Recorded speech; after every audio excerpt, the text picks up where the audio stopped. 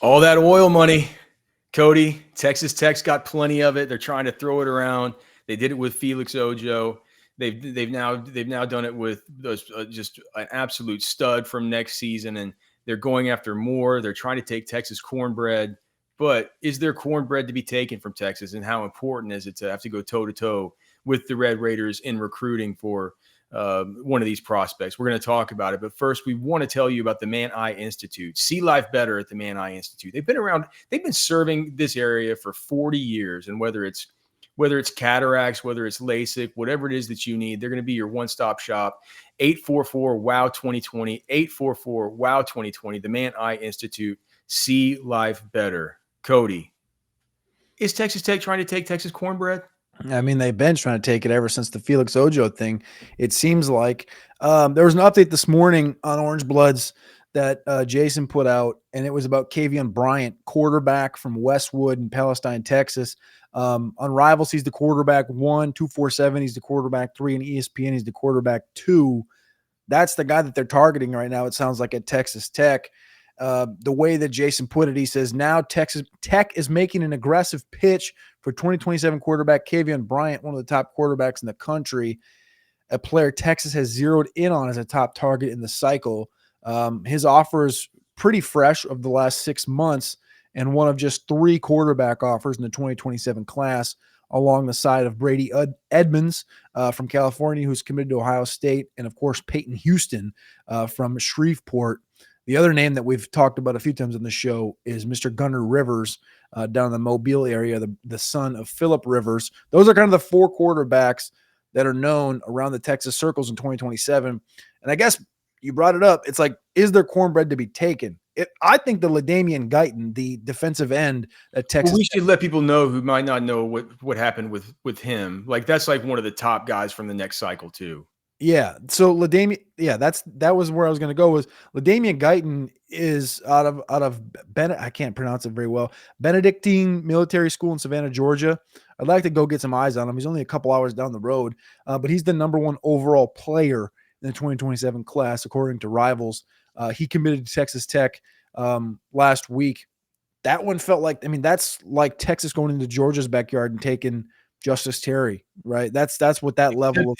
But it's different because it's not a last minute swoop in. It's like an early, like there's going to be deal tending to deal with him. But it also, if they can manage to keep him through this whole time, that's basically right from the very beginning of the 2027 cycle. You point to the rest of the guys and say, guys, we're building something here. Like, look, we got the number 1 recruit in the class. We're, you know what I mean? We went and got the number 1 tackle last year.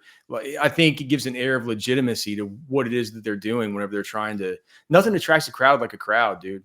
And I know that you'll say, well, that's not necessarily true in college football because you worry about competition. You worry, like, you kind of don't. You kind of want to go where you see where you see the talent going and where you see the vibe shifting and stuff like that. That's desperately what Texas Tech is trying to do here. They want to be in a spot where they're considered an every year like problem in recruiting for the Oklahomas, the Texases, the regional powers. I think, to your point, there really isn't going to be that problem for a couple of years at Tech if they can continue this trend for the next 3, 4, 5 years of potentially getting into the top 10 in recruiting cycles. Like, you're not going to have that problem of being like, hey, 5-star, you want to come start? Hey, 5-star, you want, like, it's going to take a minute, like now, to the point where Texas is currently standing, and Texas can currently say, well, Justice, well, Jonah, you probably aren't going to start off the rip. You got to earn it. It's going to take you a little while. Like, you're not going to have that problem at Tech for a couple of years, but doing it the right way. You get Felix Ojo, you get your top left tackle, you go and get this edge rusher, LaDainian Guyton. And then if you can get a Kavion Bryant and put that quarterback, that chip on top, that sets them up for success for the next 4 or 5 years. But I think to the larger question do these moves tell us that Texas Tech is taking cornbread from Texas? My overarching thought on the 2027 class, and I guess it can be referenced just in the fact that we know Arch is going to be at Texas in 2026, and we also know that Dia Bell is going to be walking onto campus in spring of 2026. I don't think that the quarterback thing yes, I would love for Texas to get Gunnar Rivers. I would love for them to get Peyton Houston, even though it looks like Oklahoma is kind of in the lead for that. I would love for them to get a Kavian Bryant, even though, like I said, this Texas Tech thing is coming. Do you want to go out there and battle $5 million, $4 million, $3 million for a quarterback just to sit behind Dia Bell for 3 years? Like, that's kind of where I'm at with the whole quarterback situation. It seems like it might be and this is to be no discrediting to any other quarterback, but it might be a year to take a 4-star, like somebody that's not quite sought after. That's kind of more of a projection, kind of more like a Trey Owens type of a quarterback in the 2027 group. Somebody who Sark likes. Somebody that Sark likes, somebody that Milwee likes, that they can build in the program for a couple of years and then could potentially be just a really good 2 in case an injury were to happen. That's somebody that you can believe in, you can trust in, that can learn your program, and somebody that's really smart. Not saying any of these guys aren't, but you get the point. More so than anything is, I'm not sure 2027 is going to be the year that you go out and you spend $5 million on a freshman quarterback. Like, that's not going to be the battle that you're going to be wanting to make. It's more of like, hey, let's go spend $5 million on a tackle and an edge rusher and a cornerback. Like, that's where I want that money to go, not to the quarterback position, is where I don't think it's needed. Well, here's the other thing. It's like, whenever you just look at, I think you make a good point. It's like, where do you allocate the resources, right? There's a finite number there's a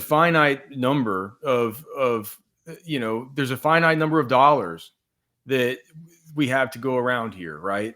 And that you need to allocate them positionally across the positions. And when I look at Texas right now, I think that this offensive line haul this year, could end up being good, but you got to get that thing reloaded. You got to somehow manage to land another class like the 2024 class, or no, I'm sorry, the 2022 class was, right? No, you don't need another 2023.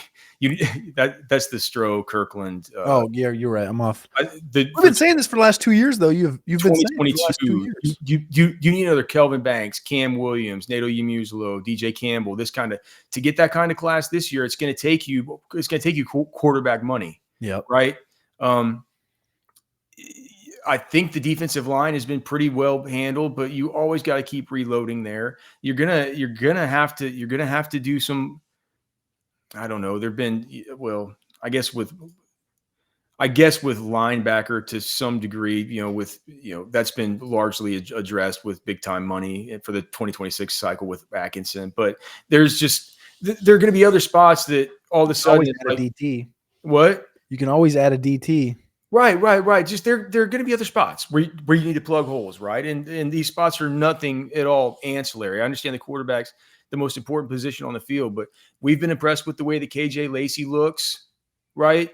It's almost like once KJ Lacey kind of gets an opportunity, if Arch is here for another year after this, KJ Lacey is going to be chomping at the bit for an opportunity there with Dia Bell too. Like, we're going to have this other dude that is this $3 million quarterback right behind these other guys. I'm with Cody, man. I think that whenever you're looking about where to allocate these resources, would it be a big win for Tech to be able to get this guy? Of course. Would they be taking Texas cornbread? No, because I don't know that Texas is going to be in the market to allocate those types of resources in that type of spot. These programs are in different positions, and they're always going to be in different positions just because of where the talent on their roster lies and where it is. Like, are they graduating? Are they gone? Who's there? Yada, yada, yada. What kind of success did you have last year at the position? And Cody, just remember, when you go after and you get one of these 3-star, 4-star guys, they're the ones that you kind of have sitting behind the others, learning behind really good quarterbacks, right?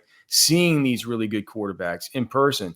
Sometimes it's a 3-star from Jim Ned High School in Tuscola, Texas, who gets to watch these great quarterbacks come before him, gets to see what Vince Young does, and then he turns into Colt McCoy.